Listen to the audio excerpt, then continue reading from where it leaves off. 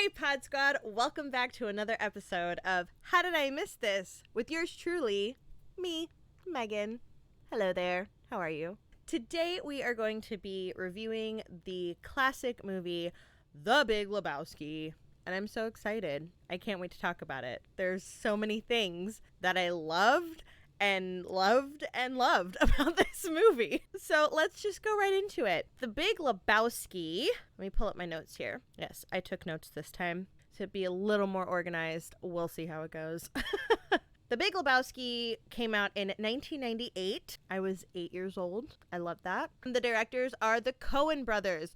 Okay, I am the kind of person where, and I think I've mentioned this before, if I see somebody I recognize, I'm like, ooh, that's that guy or that girl or that person from so-and-so, right? But I won't know their name for the life of me. That's what happened with the Coen brothers. I was like, ooh, I know the Coen brothers, but I don't know what that means.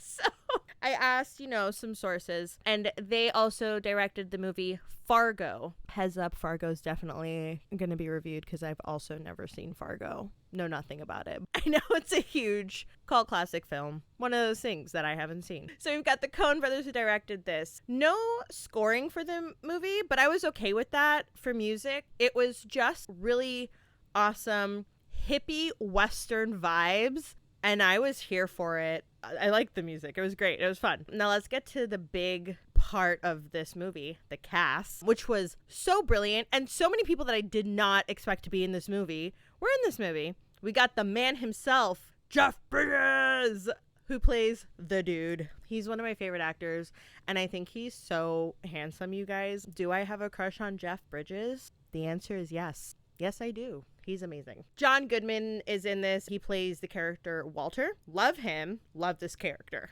Then we have Steve Buscemi. I was so excited when his name came up in the credits. I was like, Steve, I love him. He's fantastic. He plays the very adorable Donnie. Love that character. Julianne Moore was a shock to me. Did not know she was in this. She played the character Maude, and she was very Maude in it. I loved it. Everything about her character just screamed Maude to me. It was hysterical. Then we have my man, John Turturro. Love him always. He was a small but mighty character for me. We have Sam Elliott, you guys. He was the narrator in this movie. Okay, so literally when this movie started, I was like, that could be maybe John Goodman. And at like his third word in, I was like, that's Sam Elliott. And his voice is like butter. And if you don't know who Sam Elliott is, I don't know what you're doing with your life. Listen to him talk and everything will be okay.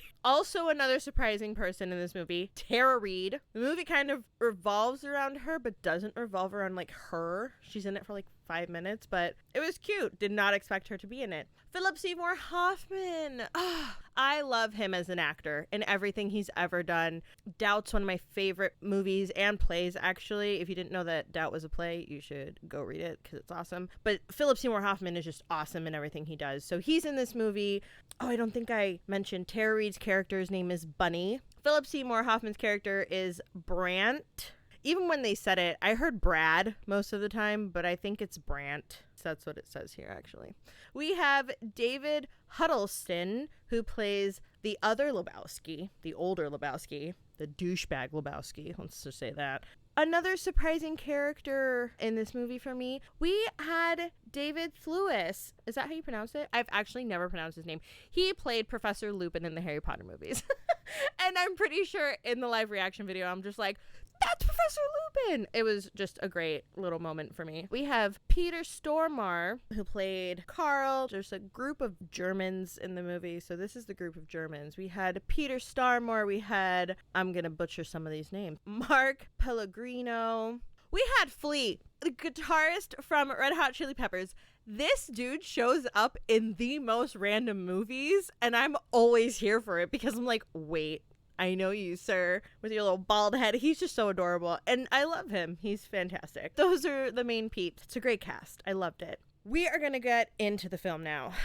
I loved this film. From the beginning to the end, it was just a ride, and I was here for it. So we open the movie right with this narration, again, from Sam Elliott, and it is just so cool. It's that classic Western opening where you're literally following a tumbleweed through LA. And I'm just like, what is happening? So we're like going through this narration of like, let me tell you about a guy. He goes by the name of the Dude. That's my Sam Elliott impression. It's really bad, but whatever. Such a fun opening. And yeah, it was different for me in a lot of the movies I've seen. So I really enjoyed that. Then we come to the Dude, Jeff Bridges. Jeff Bridges. I don't know why. Every time I say Jeff Bridges' name, it's definitely like a very hardcore Jeff Bridges. But I'm going to try to not do that. That was the last time I did it. I promise. We open up and the Dude is in a grocery store, right? And he's shopping for milk. And love this because instead of just paying in money, he writes a check for 69 cents. And right from that moment, I was like, oh, I know exactly who the Dude is. And I'm here for it. It was great. Then he comes home and he just wants some milk for his drink, which I learned halfway through is a White Russian. There were so many times that the Dude is pouring his beverage of choice, and I'm just like, what is he mixing? I'm not like a well-versed person in the world of mixed drinks.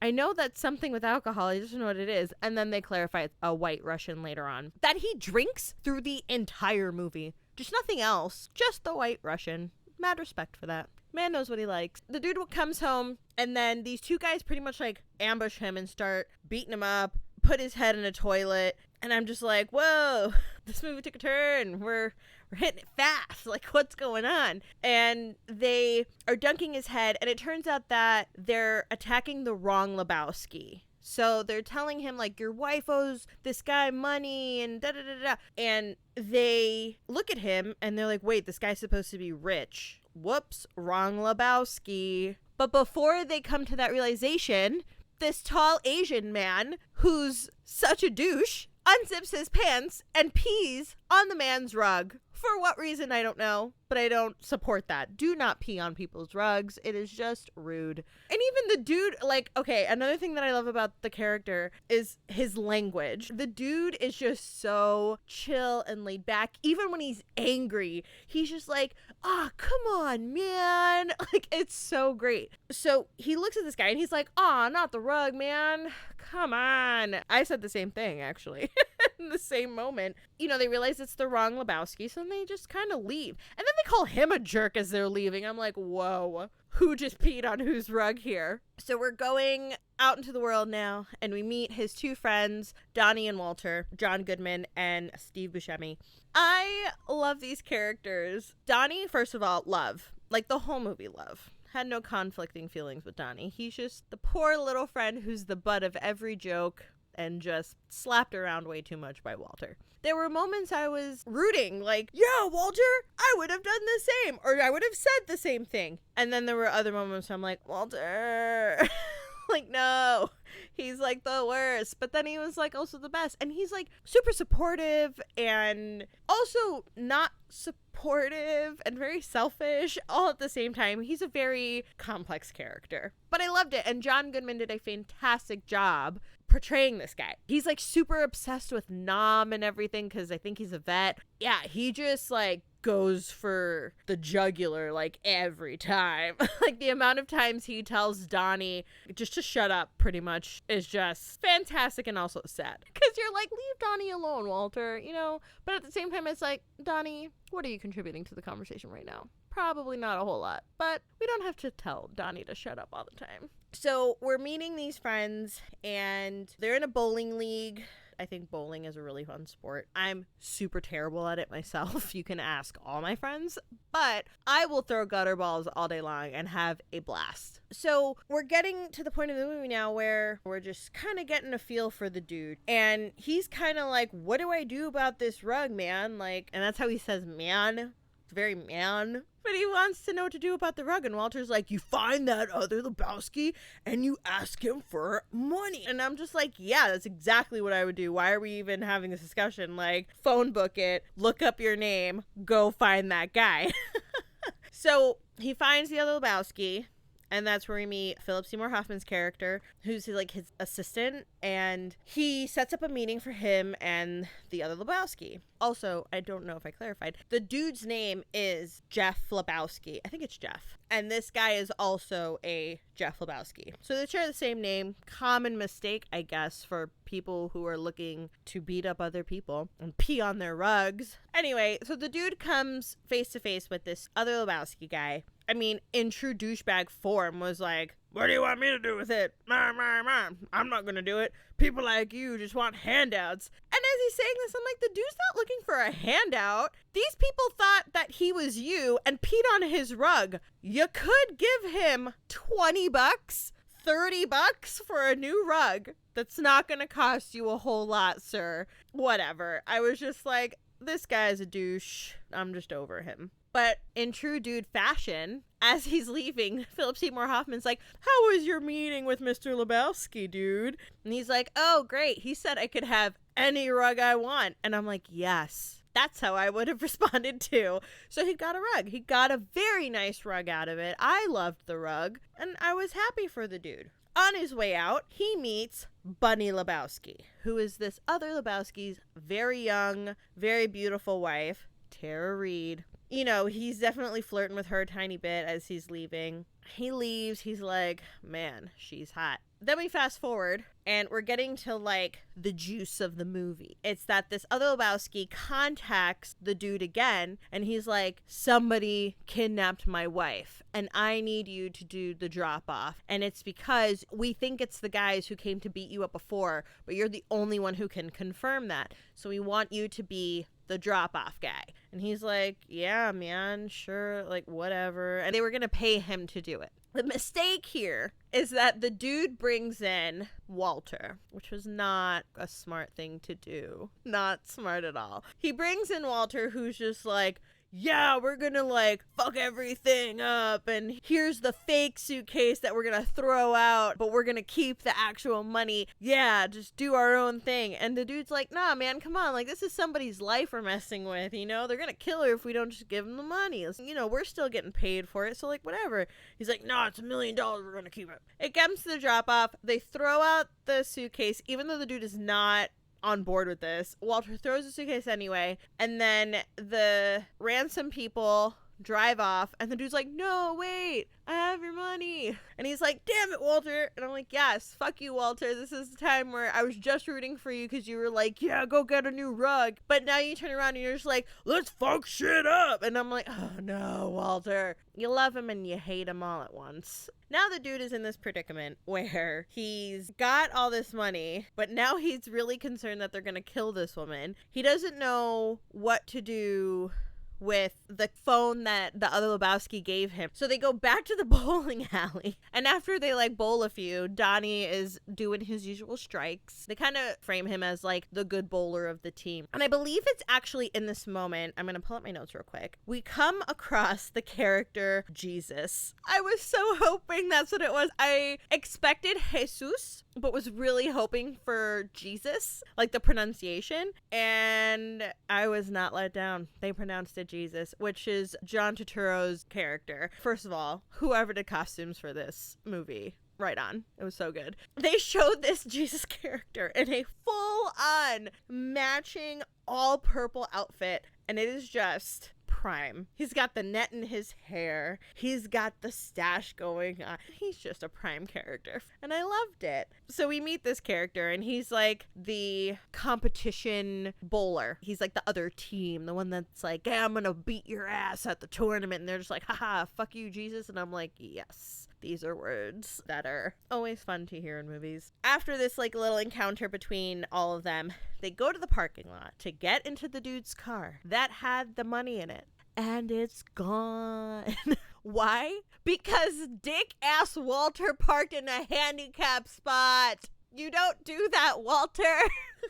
He just parked the car in a handicap spot and then it got towed. Now the dude is freaking out even more. He's like, God damn it. I lost this guy's $1 million.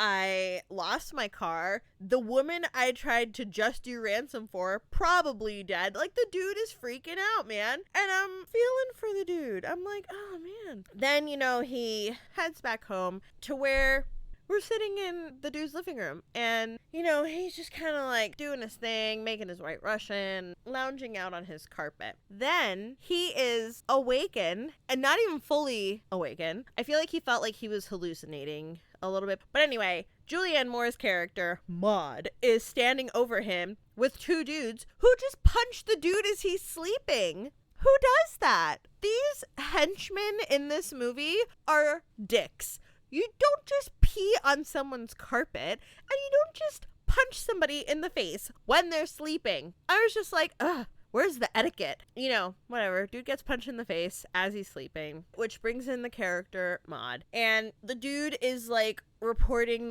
his carjacking or towing or whatever to the cops. I've got the suitcase in it, and there's like, what's in the suitcase? And he's like, papers, just some papers.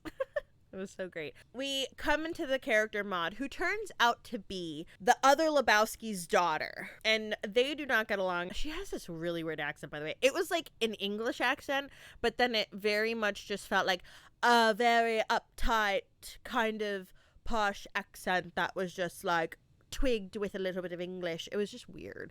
I don't know what it was. Maud explains that she is not convinced this is a kidnapping of Tara Reid's character Bunny. She thinks that this woman setting up her own kidnapping to just get money from her husband, the other Lebowski. So the dude's kind of explaining to Maud that, like, the stakes of the case are just changing, man. Like, the way he just talks is fantastic. Also, Maud's entrance between her and the dude was fantastic. She came, like, flying in over his head, all aggressive because she was, like, throwing paint onto one of her masterpieces, and she was completely naked. And I was just like, that's the kind of life I want to lead. Just want to fly in a room and just be like, paint, and just be a millionaire while being naked. Who doesn't want to do that? Yeah, it was quite an entrance. She's very interesting, and she hires the dude. I believe it was to, like, retrieve her without spending any money or whatever.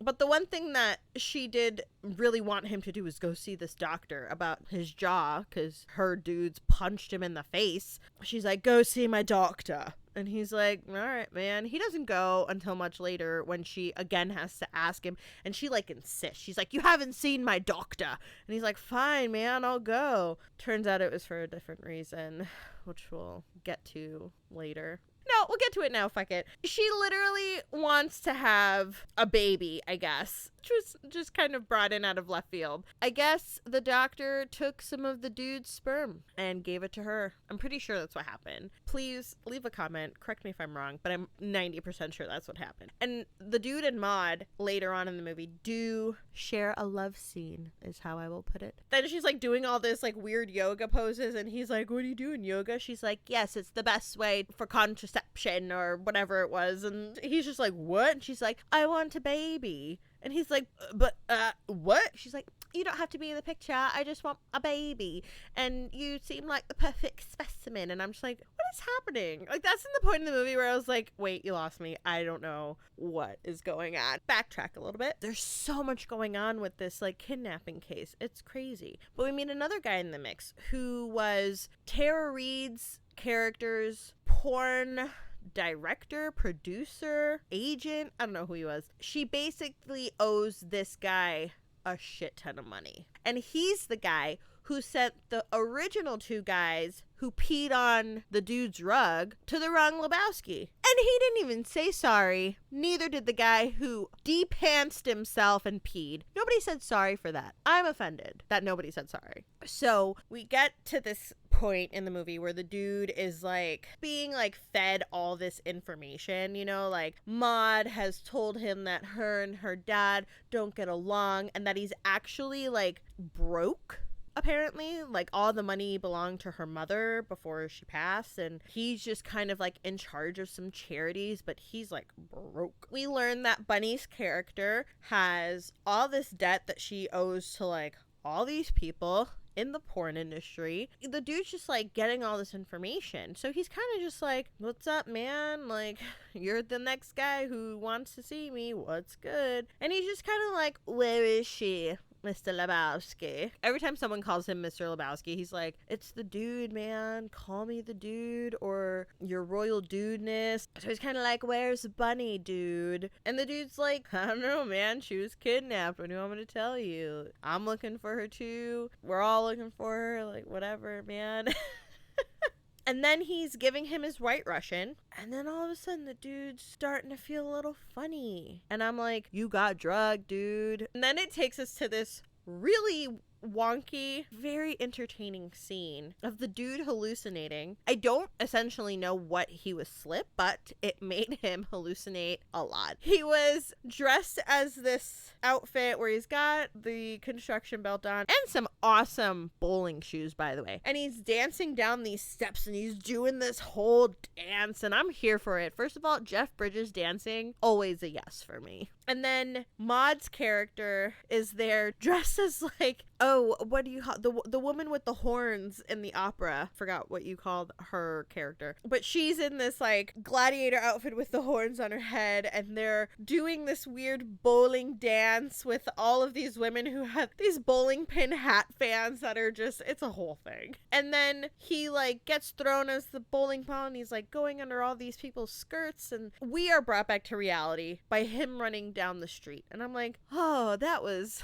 a thing that happened. And the dude's running and he gets caught by the cops, and the cop is like, give it up, Lebowski, like, this is my jurisdiction, get the hell out of Malibu. I'm pretty sure it was Malibu, but he's like, get out of my district, blah blah blah. And he's like, yeah man, whatever. But then this cop throws a freaking mug at his head, and I'm like, what? Why is everybody attacking this guy for like no reason? I just felt bad for the dude pretty much the whole movie, because it was just a whole thing. We get back to reality. The dude still hasn't found his car or the money that he lost. There's so much going on that even I was like, wait, where are we now? But then we come to find his car, and the cops call him. They're like, we found your car, it's here, come pick it up. It's like destroyed, first of all. Second of all, the suitcase isn't there, obviously. But what he did find was some kid's homework, like, lodged into the seat. So he's like, this kid is the one who has the money. The dude takes Walter. Again, bad choice, dude. The dude takes Walter, and they go visit this kid's house. And I don't think they knew he was a kid at first, because the guy who lives there was, like, some guy who wrote a bunch of episodes for this show that Walter really likes. So they enter this house, and the kid comes out, and there's like, is this your homework? Is this your homework? Is this your homework? Is this your homework? And the dude's like, Walter, just ask him where the money is. And it's like, where's the money, man? Because they looked outside, and there's like this new fancy car. So they're like, the kid already spent the fucking money. Like, god damn it. Walter's like, fine, you're not going to talk. Because the kid doesn't talk the whole time. And he's like, fine, you're not going to talk? Fuck you then. And he goes out and he bashes this car. I mean, in true comedy form. The neighbor comes running out. He's like, I just bought this car. I'm now going to trash your car. And poor Donnie is in the car, like, waiting like a good friend. And then he jumps out of the car because this guy takes a bat or a golf club or whatever it was and starts wailing on the dude's car and, like, busting all his windows. And then the next scene is just the dude, Walter, and Donnie riding off in the middle of the night with just the wind blowing in their hair because there is no front window anymore. I could be out of order by now, but I'm trying to be in order, you guys. Just bear with me. Then we've got the dude in contact again with the other Lebowski and Philip Seymour Hoffman's character, and they're just like, the drop didn't work. And then he's like, well, you know, something was dropped. And they were like, no, because they hurt the girl. And he's just like, what are you talking about, man? Well, he also spits this theory to them that maybe she kidnapped herself and there was this whole thing. And then they hand him this piece of like tissue. It's his wife's toe. And the reason he knows that is because when the dude first meets Tara Reid in the beginning, she's painting her toenails green. And the toe that in this paper was green, and he was like, oh no, they're really hurting her now, like, oh, it's like, I probably better do something about it and really help. So then they're like recollecting themselves. I think Maud comes back into the picture for a hot second. Oh, this is like when they have their lovemaking scene. And she's like, I want your baby, dude, because I'm weird and I have a strange accent and that. Now he's telling her, like, well, no, man, like, so much is going on. And then it hit the dude in this moment that like something weird is going on with her dad, and her dad must be faking this whole thing. Oh, pause. Maybe 10 minutes before this whole realization, there is a little scene where, you know, the dude's not paying attention to anything, but we see Tara Reid driving in a car and all her toes are intact.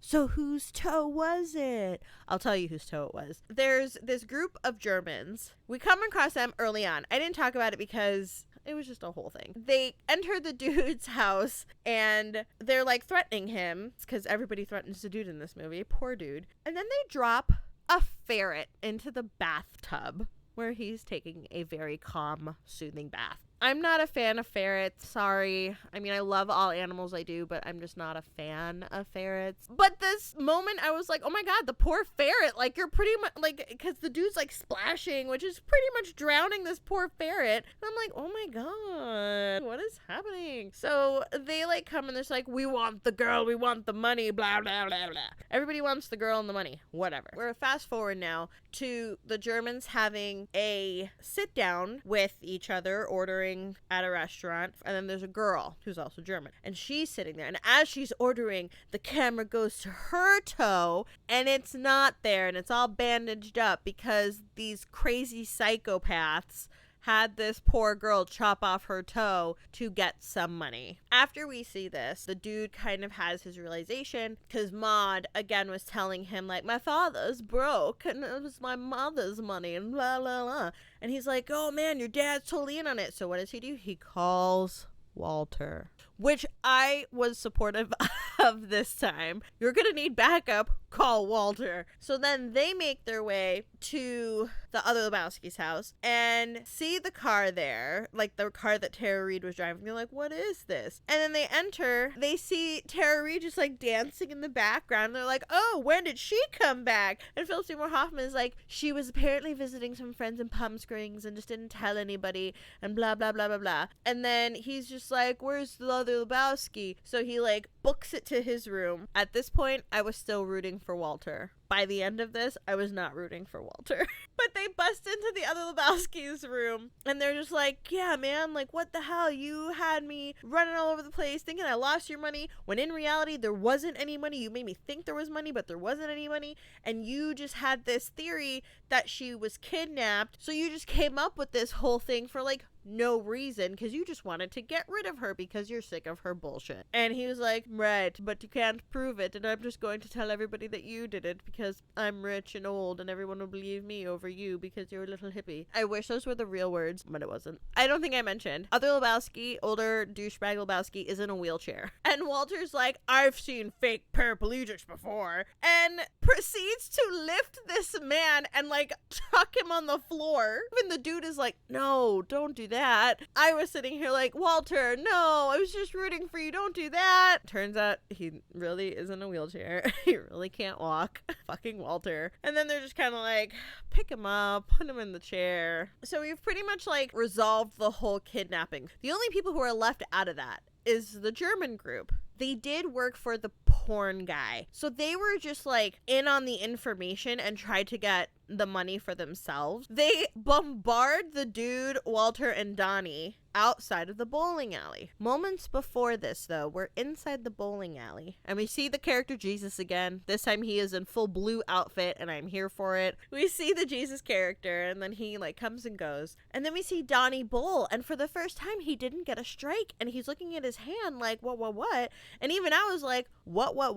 What's going on there, Donnie? Again, Donnie hasn't been a very prominent character, but he's definitely, like I said, the butt of the jokes, the friend that's being slapped around the whole time. So I really love Donnie because he's just so adorable. And now we're outside the bowling alley and the German group is like, we want the money. And he's like, man, there was no money. The whole thing was fake, blah, blah, blah, blah. And there's like, fine, we'll take whatever is in your pocket. I think Donnie was like, I got $18. And the dude's like, I got $4. And then Walter being Walter was like, nah, man, what's mine is mine. You can't have it. And then there's a fight in this parking lot. And they're fighting. The dude's fighting. Walter's fighting. And then the fight is pretty much done. And then we see Donnie lying on the floor. And the dude's like, oh, they shot Donnie. He's like, then Walter's like, no, there was no shots, man. We just got to call an ambulance. And literally the next scene is the dude and Walter sitting in a crematory because Donnie died of a heart attack. And I was sad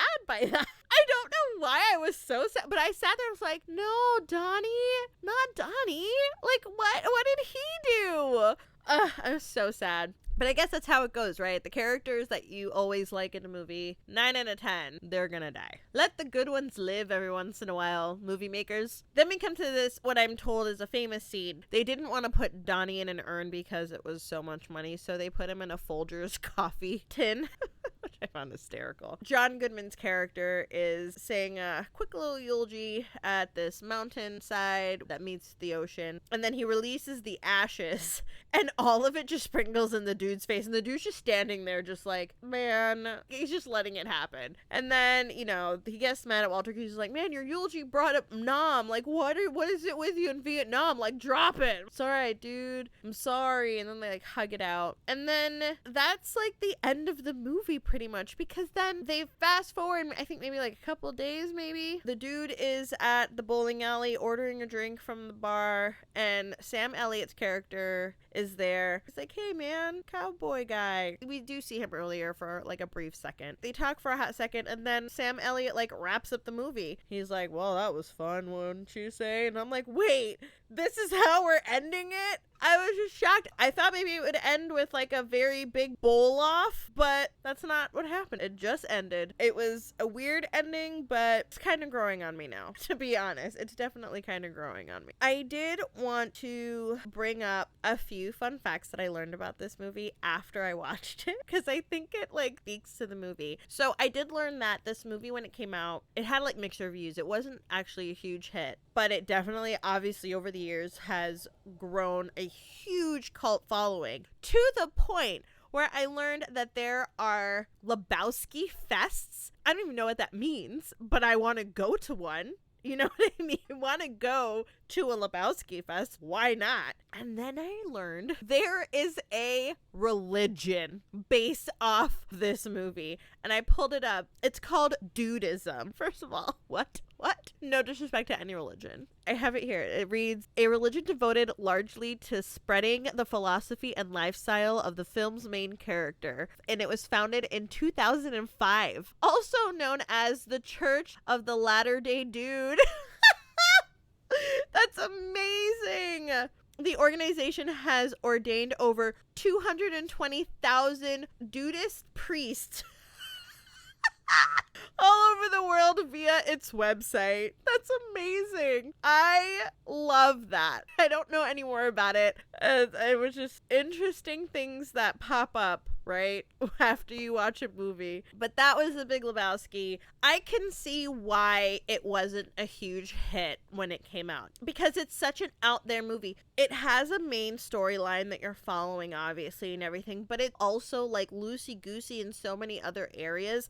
Like the character Jesus, we see him for 2 seconds. Oh, that was another fun fact. The character Jesus has a spin-off movie. I was told it's not worth the watch. Who am I kidding? I'll probably watch it at some point just for fun, because I did say to myself, like, oh my god, I want to know more about this character. Like, what? I can see why it wasn't a huge success when it first came out, but I love that it gained a following and a cult like following, because it is funny. I think it holds up. If you're a Jeff Bridges fan, I highly recommend it. This rating is 2 thumbs up for me, man. I think the characters is what made this movie for me. I don't know how I feel about the ending still, but the characters are worth it. And Sam Elliott narrating in the beginning and the end almost makes me like the end just because he's talking to me.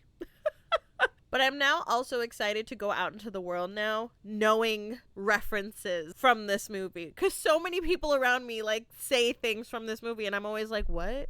and now I am a part of it. Well, guys, that is another episode of How Did I Miss This? If you like these videos and you're having fun on this journey with me, please subscribe, comment, like, rate me if that's a thing. And if it's a rating, please 5 stars would be nice. Thanks for coming by, Pod Squad, and I can't wait to see you for the next movie. Bye!